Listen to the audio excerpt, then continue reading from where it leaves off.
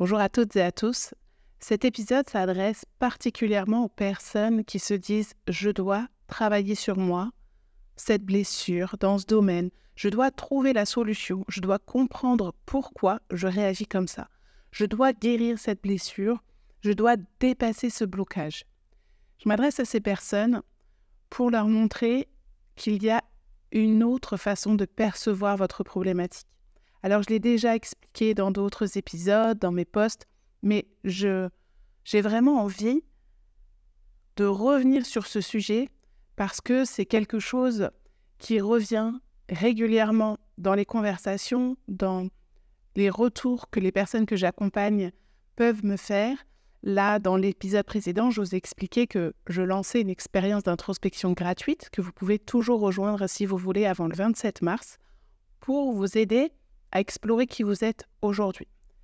Et quand je dis qu'il faut arrêter de dire « je dois travailler sur moi », c'est pas du tout avec un jugement. C'est plutôt une invitation à poursuivre votre intention, mais avec une autre posture, une autre perception des choses, pour pouvoir le faire avec plus de douceur et espérer y trouver plus de résultats. En fait, je vais vous réexpliquer que le mot « travail », il a une étymologie qui veut dire « outil de torture ». Et votre inconscient, votre système de survie, il entend ce que vous dites et il enregistre parce qu'il a besoin de donner du sens à ce que vous voulez faire. Donc quand il entend « il faut que je travaille sur moi », il comprend que ça va lui amener de la torture, de l'effort, ça va lui demander quelque chose d'inconfortable. En plus, on dit « sur moi », donc c'est encore une façon d'être en compétition avec soi. Comment voulez-vous que votre système de survie, donc votre mental et votre système nerveux, qui sont là pour vous protéger, qui sont là depuis la nuit des temps, depuis le début de l'humanité, ils sont là, c'est un phénomène, c'est un fonctionnement de l'être humain qui est là depuis le début de l'humanité pour préserver votre survie. Donc vous ne pouvez pas lutter contre lui. C'est lui qui prend le dessus sur tout ce que vous voulez entreprendre, sur toutes vos décisions, votre façon de concevoir les choses. Il a cette priorité, en fait. Vous pouvez faire tout ce que vous voulez. Si lui, il a enregistré à un moment donné qu'une situation peut être dangereuse pour vous, il assimile ça à de la survie pour protéger votre vie, eh bien, il va mettre en place des mécanismes contre votre gré, même si votre mental vous dit « oui, mais moi, j'ai décidé que non, je n'allais pas me laisser faire », c'est pas comme ça que ça se passe, parce que ça vient du corps. Et donc, si votre corps ressent un danger, il va mettre en place des fonctionnements pour vous bloquer. De l'autosabotage, de la procrastination, des excuses et des histoires que vous allez vous raconter comme quoi vous n'êtes pas capable, vous n'êtes pas utile, vous n'êtes pas digne d'être aimé, vous êtes nul, etc. Et tout ça, c'est ce qui se joue un petit peu en fond dans votre état d'esprit qui va vous empêcher d'avancer. Donc même si vous vous répétez « ah, je sais, il faut que je travaille sur cette blessure de rejet », parce que ça, c'est quelque chose qui revient beaucoup chez les personnes que j'accompagne, il faut que je travaille encore sur moi, sur ma façon de me percevoir, sur ma confiance en moi, sur l'amour de moi. Tout ça, ce sont des phrases que vous entendez, que vous lisez partout. Et ça ne veut pas dire que ce n'est pas vrai. Ça veut dire qu'il faut aller creuser, explorer ce que ça veut réellement dire pour vous. Parce que nous n'avons pas toutes et tous les mêmes expériences, la même perception des choses, et qu'il est fondamental de voir en quoi cette expérience va vous apporter quelque chose. Et en fait, c'est ça que je voulais vous expliquer aujourd'hui, c'est que l'objectif de l'exploration de soi, de l'introspection, c'est d'aller voir, d'aller ressentir, observer, traduire comment vous vivez cette expérience, cette relation. Relation à vous-même, relation aux autres, relation à la valeur de vous, relation à ce que vous voulez vivre, aux expériences que vous vivez. Donc, c'est vraiment aller au-delà du premier degré de constat, de j'observe que là, en fait, au début, quand on commence dans le développement personnel, on vous invite à observer ce qui se passe à l'intérieur de vous, on vous invite à observer vos pensées, on vous invite déjà à comprendre que vous n'êtes pas votre mental, vous n'êtes pas vos émotions, vous n'êtes pas vos réactions.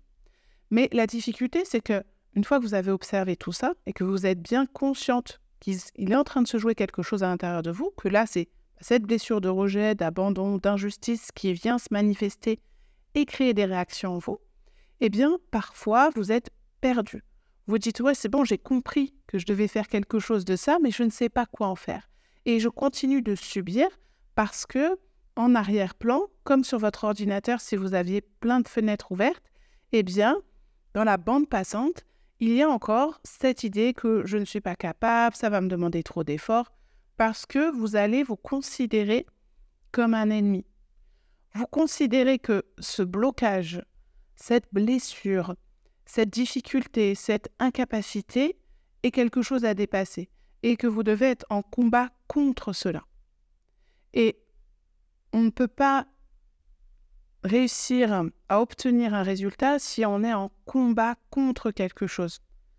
Si vous décidez de lutter pour quelque chose, avec vous, pour la paix, pour avoir une vie plus sereine, pour être plus aligné entre ce que vous pensez, ce que vous êtes, ce que vous dites, pour avoir un équilibre entre votre vie professionnelle et personnelle, pour vous sentir plus sereine, plus serein en vous, dans vos relations, eh bien, cette intention, elle va être nourrie par le cœur. Elle va être en contact de votre essence, de votre conscience. Et vous avez beaucoup plus de chances d'arriver à réaliser cette intention, cette manifestation, et à attirer, on parle beaucoup de loi d'attraction, de manifestation, à attirer ce que vous voulez à vous, c'est-à-dire à vivre ce que vous avez vraiment envie de ressentir, plutôt que si vous êtes dans le combat. Je dois combattre cette blessure, je dois résoudre ce problème, eh bien, focalisez-vous plutôt sur la solution que vous voulez obtenir plutôt que sur le problème. Parce que sinon, votre cerveau, comme je vous le dis toujours, il va mettre le focus sur tout ce qui vous montre que vous êtes dans ce problème. Si, moi par exemple, il y a quelques années, il y a encore quelques années, mais pas si longtemps que ça, mon fils se réveillait toutes les nuits. Ça a duré 4 ans, depuis sa naissance. Et j'ai cherché toutes les solutions. Ça m'a permis de comprendre son fonctionnement, ça m'a permis de comprendre pourquoi parfois il pouvait avoir besoin de ma présence, etc. Et c'est au moment où j'ai lâché le focus sur le problème et que j'ai décidé de me dire, je prends ma place, j'assume que dans ma vision des choses de la maternité, j'assume de me dire que mon fils a besoin de moi à ces moments-là et c'est ma façon de créer cette relation de confiance avec lui et ça prendra le temps qu'il faut et je suis en accord avec ça. Bizarrement, il s'est mis à mieux dormir. Quand vous êtes face à votre enfant, si vous êtes en lutte contre lui, à lui répéter avec autorité, colère que vous voulez obtenir quelque chose, il va bien souvent se moquer complètement de ce que vous dites et continuer à faire ce que vous lui reprochez de faire.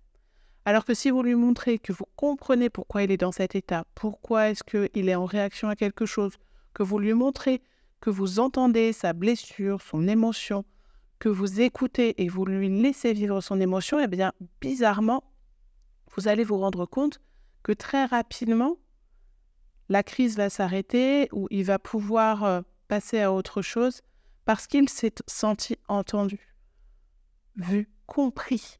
Donc, il sait qu'il est en confiance avec vous parce que si à un moment donné, ça vient se remanifester parce qu'un enfant ne comprend pas ce qu'il se joue en lui quand il ne maîtrise pas ses émotions et qu'il est submergé par ses émotions, eh bien, il sait que même s'il ne comprend pas tout ce qui se passe, il a une personne de sécurité sur qui se reposer. Si vous n'êtes pas votre propre personne de sécurité, votre propre personne de confiance sur qui vous appuyez, vous allez vivre tout le temps en survie. Donc la première étape, c'est d'apprendre à être généreux et généreuse avec vous, en vous considérant comme votre meilleur ami, votre mère, votre enfant, votre sœur, c'est-à-dire en apportant cet amour que vous êtes en capacité de donner aux personnes que vous aimez. Donc c'est pour ça que je dis vous êtes votre propre parent, votre propre enfant, c'est-à-dire que vous allez vous apporter l'amour maternel ou paternel que vous auriez aimé recevoir, vous allez vous le donner. En tant qu'adulte, vous avez cette capacité-là. L'amour que vous donneriez à votre sœur, à votre meilleur ami, à votre frère, à quelqu'un qui compte pour vous, vous allez vous le donner. Parce que vous allez comprendre que jamais, si ces personnes que vous aimez venaient à vous en vous disant « là, je suis complètement perdue dans cette situation, je vis de la confusion, je vis dans une grande souffrance parce que je ne comprends pas ce qui se joue, parce que j'ai tellement peur d'être rejetée, je sais que je devrais faire autrement, mais j'ai peur de me retrouver seule, j'ai peur de ce qui pourrait m'arriver », vous n'allez pas dire à cette personne « oui, enfin, ce serait peut-être temps que tu te bouges un peu et que tu travailles sur toi. Travaille-moi donc cette blessure de rejet là. » Non, jamais vous allez lui dire ça, parce que vous savez très bien qu'elle va se sentir encore plus perdue, ça va activer encore plus son système nerveux, même si vous ne connaissez pas ces mécanismes-là. Il ne vous viendrait pas à l'idée, si vous êtes un minimum une personne qui est connectée aux autres, qui est sensible, qui veut que les personnes qu'elle aime, ça peut se faire aussi avec un inconnu, mais si vous êtes un minimum connecté à votre humanité, vous n'allez pas rejeter cette personne en lui disant qu'elle est totalement ridicule d'avoir peur de se sentir seule, d'être rejetée. Vous allez, parce que vous avez du recul sur la situation, vous pouvez prendre de la hauteur et vous allez l'aider à revisiter sa situation en la voyant sous un autre angle, en lui expliquant que peut-être que l'autre personne qui lui fait vivre ça ressent ça, ou en lui montrant que peut-être qu'une autre solution est possible, vous allez pouvoir lui apporter un éclairage. Donc si vous voulez trouver cet éclairage en vous, vous avez besoin aussi d'être cette personne vis-à-vis de vous. Cette personne qui est en capacité d'écoute, d'accueil de ce qui lui arrive, de compassion, de respecter ce qu'elle ressent et pas de rejeter ce qu'elle ressent. Donc la première chose à faire, c'est pas de vous dire « je constate que j'ai des relations toxiques parce que je crée un lien de dépendance affective, parce que je sais que je porte la blessure du rejet ou de l'abandon ». C'est de se dire « je constate que quand j'ai peur d'être rejetée ou abandonnée, j'ai tendance à activer ce besoin de dépendance, à aller chercher des preuves d'amour, des preuves de lien avec l'autre personne, et que ça peut créer une relation toxique parce que la façon de faire que j'utilise, eh bien, crée une toxicité dans le sens que l'autre ne comprend pas pourquoi je fonctionne comme ça. J'observe ça, j'accueille ça parce que je sais que je fonctionne comme cela, parce que c'est un mécanisme que j'ai mis en place depuis tel événement. Si vous ne vous souvenez pas de l'événement et de la source, c'est pas grave, mais de dire je sais que quand je ressens cette peur d'être rejetée, d'être abandonnée, ça me crée une angoisse, ça me crée une boule dans le ventre, ça me crée un nœud dans la gorge, ça me crée cette peur d'être seule qui engendre ces comportements-là. Donc, je suis pleinement consciente de ce qui est en train de se jouer et je comprends que dans ces moments-là, j'ai besoin d'amour, j'ai besoin de prouver que je suis en lien avec quelqu'un ou avec quelque chose. Et donc, au lieu de dire « je dois travailler sur moi », je vais plutôt me dire « qu'est-ce qui me permet de me sentir en lien avec les autres, de me sentir aimée, de me sentir reconnue? Qu'est-ce que je peux utiliser comme ressource autre que la personne qui ne peut pas, dans ces cas-là, m'apporter ce que j'attends d'elle? Parce qu'elle n'a pas le même langage de l'amour, parce qu'elle n'a pas le même fonctionnement, parce que je lui en demande trop. Comment moi, je peux m'apporter ça? Comment moi, je peux répondre à ce besoin? Est-ce que ça va être en voyant, en appelant d'autres personnes, sans leur faire peser mon besoin de reconnaissance, de lien, mais en créant du lien avec elles, en prenant de leurs nouvelles, de façon vraiment sans attente et sans leur faire peser quoi que ce soit, mais se dire, tiens, là, j'ai besoin de lien avec les gens, ça fait longtemps que je n'ai pas pris de nouvelles de telle et telle personne, ou tiens, je vais passer un moment avec cette personne, ou tiens, je vais poser mon téléphone et je vais vivre plus en présence ce moment avec mes enfants, avec mon chien, je vais aller me balader avec mon chien et je vais me connecter à la nature, à quelque chose de plus grand, pour sentir que je ne suis pas seule, ou je vais m'écrire à moi-même, faire du journaling, faire un point sur là où j'en suis. Je comprends que là, c'est un état. Ce n'est pas moi qui suis toxique. C'est l'état dans lequel je suis qui crée des relations toxiques. Donc, je vais aller chercher ce qui peut m'aider à sortir de cet état. Donc ça peut être une personne, ça peut être un lieu, ça peut être un ressenti. Peut-être qu'en relisant des messages, des lettres d'amour que l'on m'a faites, que l'on m'a envoyées, eh bien, ça va me faire du bien. Et je vais me rappeler que je ne suis pas cette personne toxique, mais que je suis aussi une personne qui est aimée par les autres, qui rend fière mes parents, mes enfants, parce qu'ils m'ont écrit un jour dans une carte d'anniversaire, même s'ils ne me le montrent jamais, parce qu'ils ne savent pas me le dire, mais que à telle occasion, pour célébrer tel événement, ils m'ont écrit un mot d'amour, et donc je vais le relire pour me reconnecter à ça.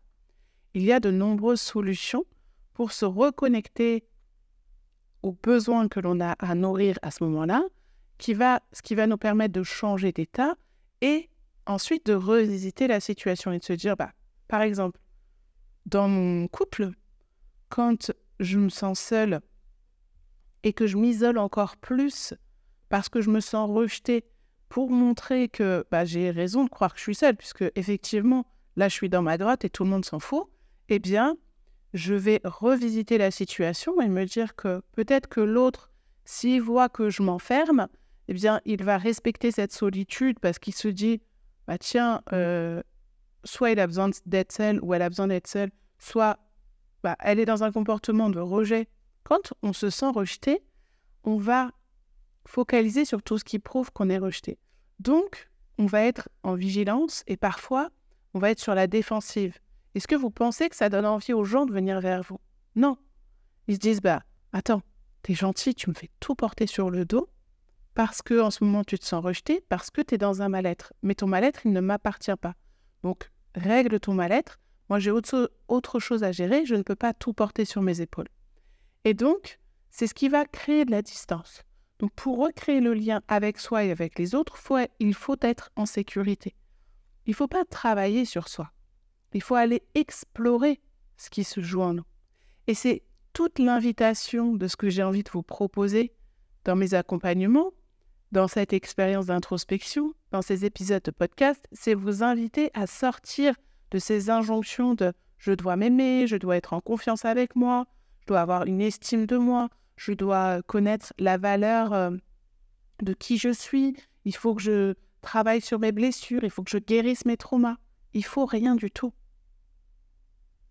C'est je choisis d'explorer qui je suis. Je choisis d'explorer ce qui se joue en moi.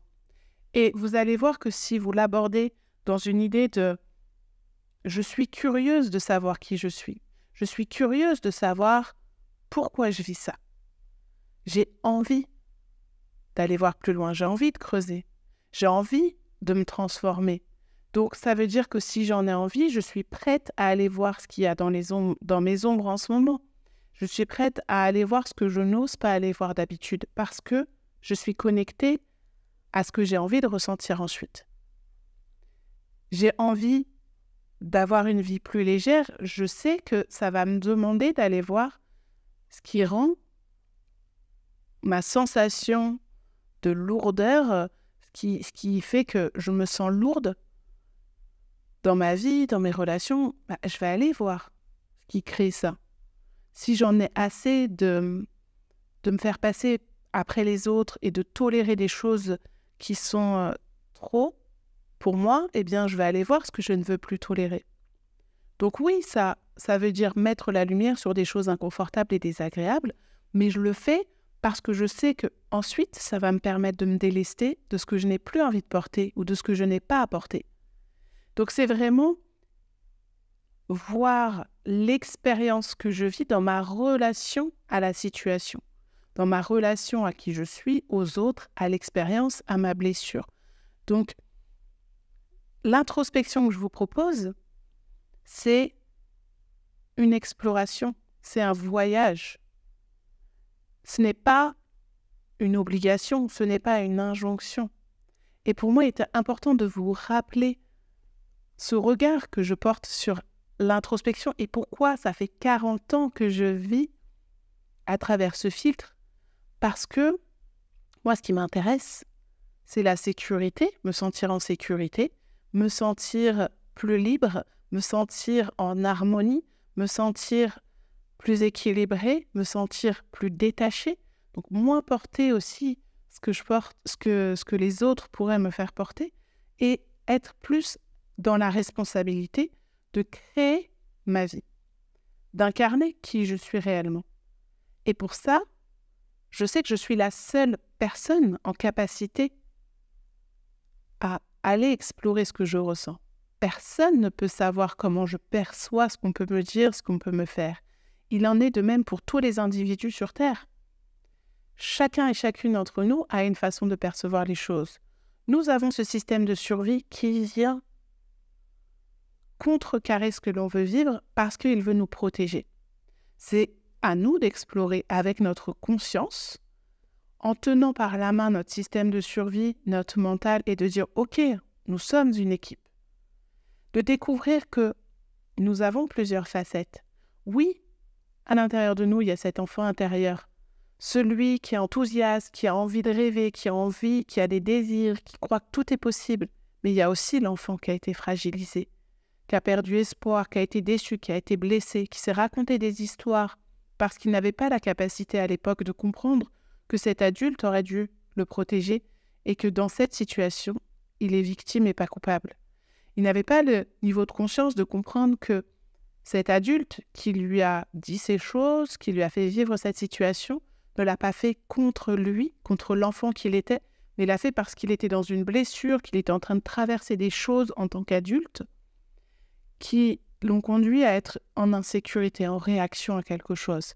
Par exemple, un enfant qui a été rejeté par son père, critiqué alors qu'il était en train de lui montrer son dessin, alors que le père, en fait, venait d'être licencié dans son boulot parce que peut-être il a enfreint une règle pour aider quelqu'un ou parce qu'il voulait suivre ses propres initiatives, ce qu'il pensait être plus juste.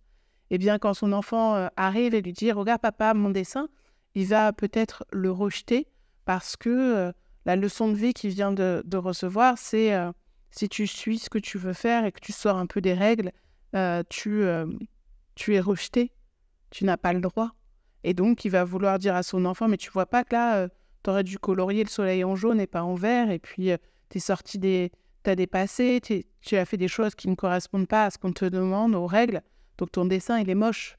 Tu dois respecter les règles. » Et donc, l'enfant, il va croire qu'il n'a pas le droit de sortir du cadre. En fait, il va enregistrer cette vérité parce que l'expérience de son père lui a fait penser qu'il n'avait pas le droit de sortir du cadre. Et ça, c'est pour énormément de choses. Mais ce qui fait qu'aujourd'hui, vous vous sentez rejeté, vous n'osez pas exister parce que vous êtes dans votre essence. Si vous vous mentez à vous-même aujourd'hui pour vous protéger, parce que vous avez peur de vous dévoiler, dites-vous bien que vous allez devoir constamment vous défendre. L'introspection, c'est la capacité à se rencontrer pour ne plus avoir besoin de se défendre.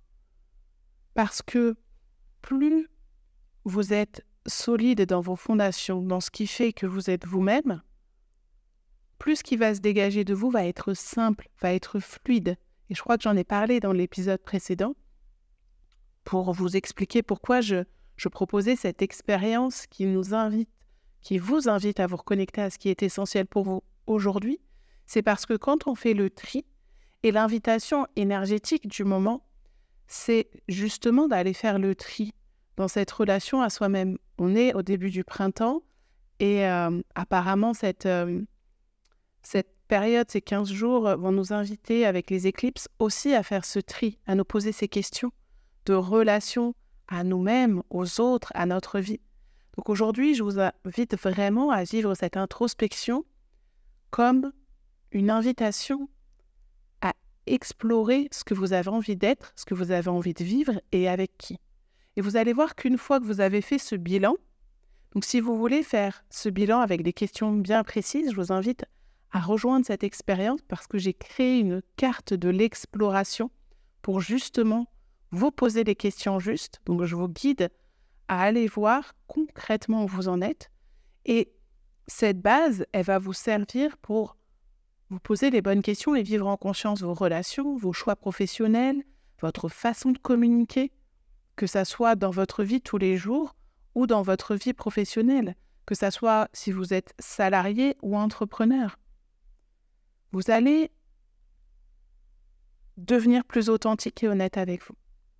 Dans votre relation à vous, vous allez recréer un lien de confiance avec vous. C'est-à-dire que à partir du moment où vous menez cette introspection, cette exploration, vous vous prenez par la main, avec amour, avec confiance, avec compassion. Et vous vous dites, ok, on y va. Et vous allez voir que votre chemin, il va s'éclairer. Et que tout ce qui va se mettre sur votre chemin va être en lien avec ce que vous avez envie de vivre, avec cette manifestation que vous voulez attirer à vous. Et que dans ces cas-là, votre posture va changer. Vous ne serez plus dans le combat et dans la force pour obtenir ce que vous voulez, mais vous allez attirer à vous comme un aimant ce que vous souhaitez vivre, les relations que vous voulez avoir, les conversations que vous voulez avoir, les expériences que vous voulez ressentir. Donc, si vous avez envie de comprendre ce qu'il se joue en vous, je vous invite à vous abonner à ce podcast des Chroniques de l'éveil, à vous abonner aussi sur les réseaux sociaux à mon compte, parce que je partage des astuces d'introspection, d'exploration, et j'explique ce qui se joue en vous. Et je vous invite à consulter mon site www.juliemichaud.com dans lequel je vous propose des accompagnements, que ce soit des séances individuelles, ponctuelles pour comprendre ce qui se joue en vous, ou l'accompagnement Je suis quelqu'un pour aborder cette exploration à la fois en autonomie et aussi accompagné avec 9 rendez-vous de coaching et ma présence sur WhatsApp entre les séances pour vous aider à comprendre ce qui se joue pendant ces séances et entre les séances au quotidien. Parce que mon objectif, c'est de vous permettre d'avoir cet œil, cette perception des choses et de qui vous êtes en autonomie, d'être en capacité de vous auto-coacher au quotidien pour pouvoir vivre en conscience ce que vous avez besoin d'aller explorer ensuite en accompagnement ou en soins énergétiques. Et vous allez voir que ça soit en développement personnel, mais aussi dans votre alimentation, dans vos projets artistiques et professionnels, vous allez pouvoir percevoir de façon beaucoup plus fine ce qui répond à vos besoins du moment, ce qui répond à vos problématiques du moment. Donc, je vous invite à me rejoindre sur les comptes des Chroniques de l'éveil et à vous faire accompagner si vous en ressentez l'appel. Je vous remercie pour votre écoute et je vous dis à très vite pour un nouvel épisode.